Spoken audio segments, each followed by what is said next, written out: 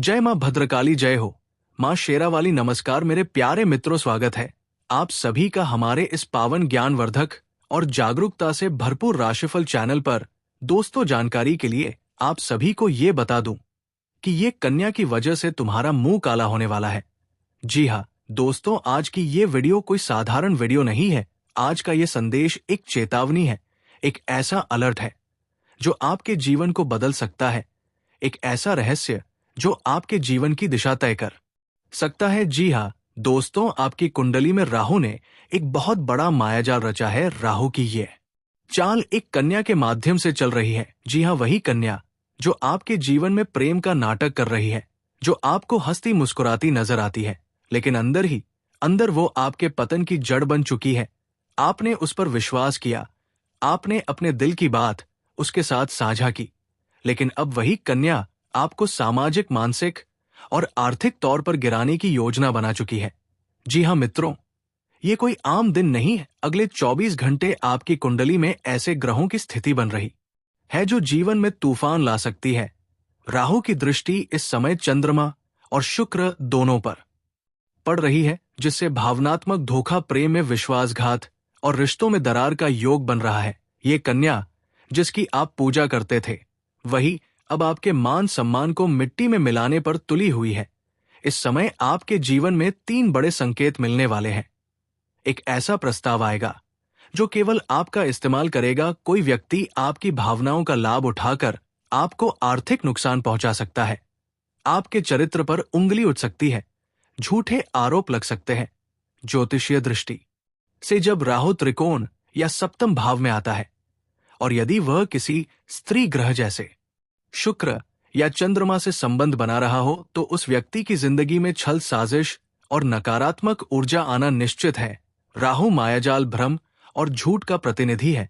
ये व्यक्ति को ऐसे फैसले लेने पर मजबूर करता है जो बाद में विनाश का कारण बनते हैं। जी हाँ दोस्तों, आपकी प्रेमिका आपसे अचानक रूखी हो गई है। वो हर बात पर बहाना बना रही है, बार बार आप पर शक कर रही है, बिना वजह आपके घर वालों से दूरी बना रही है, आपके राज को दूसरों के सामने उजागर कर रही है। यदि ये सभी लक्षण आप अनुभव कर रहे हैं तो समझ लीजिए कि राहु सक्रिय हो चुका है। जी हाँ दोस्तों, किसी भी प्रस्ताव को तुरंत न स्वीकारें। किसी कन्या के साथ नया संबंध शुरू ना करें। अपने रहस्य किसी से साझा ना करें। अचानक यात्रा या निवेश से बचे। मंदिर में जाकर राहु की शांति के लिए दान करें। जी हाँ दोस्तों, राहु को शांत करने के लिए नीचे दिए गए उपाय करें। हनुमान चालीसा का पाठ करें। विशेष रूप से मंगलवार और शनिवार को काले तिल और सरसों के तेल का दान करें। ओम राम रावे नमः इस मंत्र का 108 बार जाप करें। नीली वस्तुएं जैसे नीला फूल, नीला कपड़ा किसी निर्धन को दान करें। शिवलिंग पर काले तिल और दूध अर्पित करें। जी हाँ मित्रों, अगर आपने इन बातों को मजाक समझा तो आपके लिए आने वाले दिन अत्यंत संकट भरे हो सकते हैं। समाज में अपमान, रिश्ता टूटने का दर्द, अदालत या पुलिस तक की नौबत, आर्थिक तबाही। इसलिए चेत जाइए, अपने जीवन को संभालिए, खुद को इन राहुकारी जालों से बाहर निकालिए। जी हाँ दोस्तों, देखिए मित्रों, जहां राहु आपको गिराने की कोशिश कर रहा है, वहीं मां हरसिद्धि और मां भद्रकाली की कृपा से आपको उबारने का रास्ता भी बन रहा है। अगले 24 घंटे के बाद चंद्रमा की स्थिति बदल रही है और राहु की दृष्टि भी कमजोर होने लगेगी। जी हाँ दोस्तों, यदि आपने इन 24 घंटों में संयम और सावधानी से काम लिया तो आपकी जिंदगी में फिर से एक नया सवेरा आएगा। खोया हुआ धन वापस मिलेगा, रिश्तों में मधुरता लौटेगी, नया प्रेम जो सच्चा होगा आपके जीवन में प्रवेश करेगा। आपकी छवि फिर से उज्जवल बनेगी। जी हाँ दोस्तों, कुछ राशियों पर इस समय राहु का प्रभाव अधिक है। मिथुन राशि, रिश्तों में धोखा मिल सकता है। कन्या राशि, मानसिक तनाव और भय। वृश्चिक राशि, धन की हानि। मीन राशि, चरित्र पर प्रश्न चिन्ह। इन राशियों के जातकों को विशेष रूप से सचेत रहना चाहिए। जी हाँ दोस्तों, माता के मंदिर में जाकर दीपक जलाए। जी हाँ दोस्तों, एंग्री क्लीन चामुंडाए विच्छे मंत्र का जाप करें। हर शुक्रवार को काली उड़द और नारियल का दान करें। जी हाँ दोस्तों, जीवन में समय समय पर राहु जैसे ग्रह परीक्षा लेते हैं, लेकिन ये हम पर निर्भर करता है कि हम उस परीक्षा में कैसे खरे उतरते हैं। इस कन्या की साजिश, राहु की चाल और आपके भाग्य का संघर्ष, इन सब के बीच आपकी जागरूकता ही आपका सबसे बड़ा हथियार है। इसलिए मित्रों, इस वीडियो को अब तक आपने ध्यान से देखा है तो मैं आपसे आग्रह करूंगा कि आप इसे दूसरों तक भी शेयर करें, ताकि वे भी राहु की चाल और जीवन में आने वाली सच्चाई को समझ सके। कमेंट बॉक्स में सच्चे मन से लिखिए जय मां हर सिद्धि और देखिए कैसे आपके जीवन में मां की कृपा से हर अंधेरा मिटने लगता है। जी हाँ मेरे प्यारे मित्रों, अब ध्यान से सुनिएगा, क्योंकि आज हम बात करेंगे कर्जा, शारीरिक तकलीफ, गृह क्लेश, व्यापार में मंदी और रिश्तों में तनाव जैसी पीड़ाओं के पीछे छुपे राहु ग्रह के अशुभ प्रभाव।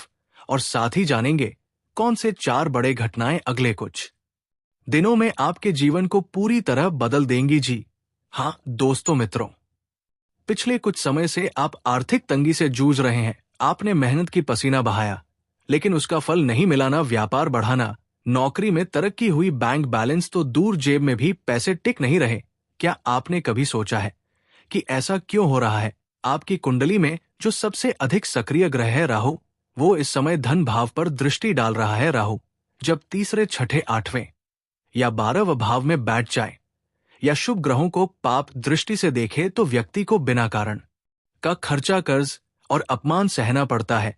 इसका एकमात्र उपाय है राहु को प्रसन्न करना, कुलदेवी की पूजा करना और खुद को आध्यात्मिक रूप से सशक्त करना। जी हाँ दोस्तों, अब सुनिए सबसे बड़ा कारण कि क्यों आज आपका अपना घर, जो कभी मंदिर लगता था, आज लड़ाई झगड़े की जगह बन गया है।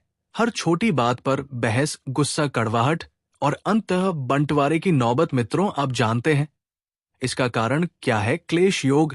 आपकी कुंडली में चंद्रमा और राहु की युति हो रही है, जिसे कहते हैं ग्रहण योग। ये योग मानसिक अशांति, भ्रम और आपसी रिश्तों में अविश्वास पैदा करता है। आपके ही अपने जो कभी आपकी पीठ थे, आज आपकी पीठ पीछे वार कर रहे हैं।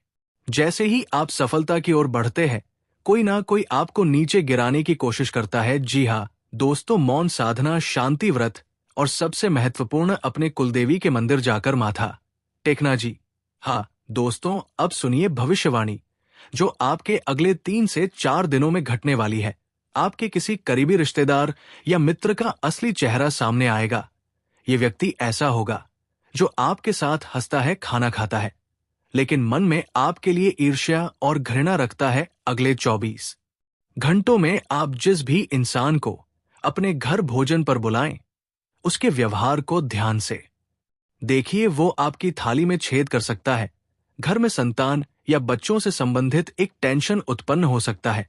ये पढ़ाई, स्वास्थ्य या अनुशासन से जुड़ा होगा। समाधान, बच्चे को लेकर कुलदेवी के मंदिर जाएं, वहां प्रसाद चढ़ाएं और संकल्प लें कि आप एक सकारात्मक वातावरण देंगे।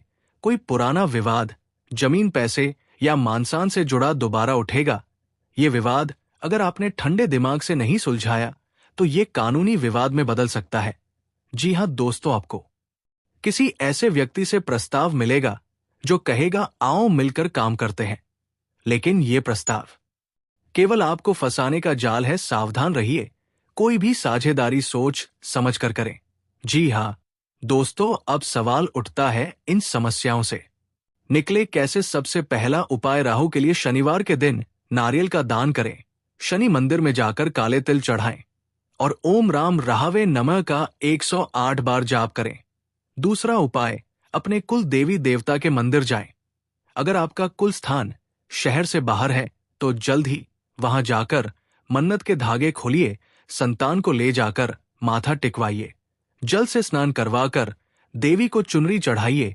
तीसरा उपाय, अपने घर में प्रतिदिन सुबह शिव चालीसा या सत्यनारायण कथा का पाठ करें। अगर संभव हो तो हर पूर्णिमा या अमावस्या को घर में छोटा सा यज्ञ करें।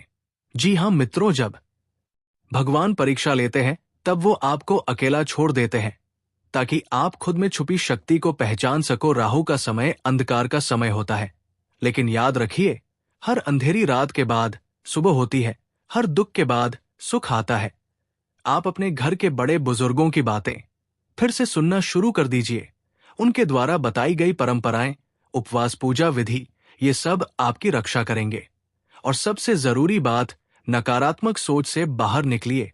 जब तक आप हर बात को बुरा मानते रहेंगे, हर व्यक्ति पर शक करते रहेंगे, आप कभी भी चैन की नींद नहीं सो पाएंगे। जी हाँ दोस्त, तो अगर आपके घर में पिछले 2 से 3 सालों में कोई संतान जन्मी है तो जान लीजिए वो संतान आपके जीवन की सबसे बड़ी सौगात है। उसे लेकर जब आप अपने कुल देवी के मंदिर जाएंगे तब ब्रह्मांड की सारी सकारात्मक ऊर्जा एकत्रित होकर आपके ऊपर अमृत की वर्षा करेगी। उस दिन से आपके भाग्य की दिशा बदलेगी। जी हाँ मेरे प्रिय दोस्तों, जो हो गया वो सबक था, जो हो रहा है वो परीक्षा है, और जो होगा वो आपकी जीत होगी। अगर आपने आत्मा, विश्वास और धर्म को नहीं छोड़ा, आज ही कुल देवी से वादा कीजिए कि अब आप खुद को फिर से पहचानेंगे, अपने रिश्तों को फिर से जोड़ेंगे और अपने भाग्य को फिर से चमकाएंगे। जी हाँ दोस्तों, जय माता की, जय श्री कृष्ण, जय कुलदेवी महाराज की। आपका जीवन सुख, समृद्धि और शांति से भरा हो, यही मेरी प्रार्थना है। वीडियो को अंत तक देखने के लिए धन्यवाद। अगर ये संदेश आपके दिल तक पहुंचा हो तो कमेंट में लिखिए, मैं अपने कुलदेवी के चरणों में शीश झुकाता झुकाती हूं। और इस वीडियो को अपने हर उस रिश्तेदार तक पहुंचाइए जिससे आप सच्चा प्रेम करते हैं। जी हाँ मेरे प्यारे साथियों, अगर आप सभी दर्शकों को ये जानकारी अच्छा लगा हो तो स्वयं मां भद्रकाली के लिए एक प्यारा सा लाइक करें और कमेंट बॉक्स में 3 बार जय मां भद्रकाली जरूर लिखें। और दोस्तों, अभी तक इस चैनल को सब्सक्राइब नहीं किए हैं तो दोस्तों, माता भद्रकाली की कृपा पाने के लिए इस चैनल को जरूर सब्सक्राइब करें, ताकि जो भी महत्वपूर्ण जानकारी आए वो सबसे पहले आपके पास पहुंचे। जी हाँ मेरे प्यारे साथियों, आज के दिन आप सभी के लिए इतना ही, और फिर मिलते हैं अगले दिन एक नई वीडियो के साथ। तब तक के लिए जय मां भद्रकाली, जय हो मां शेरा वाली। आप सभी दर्शकों को सदा कल्याण।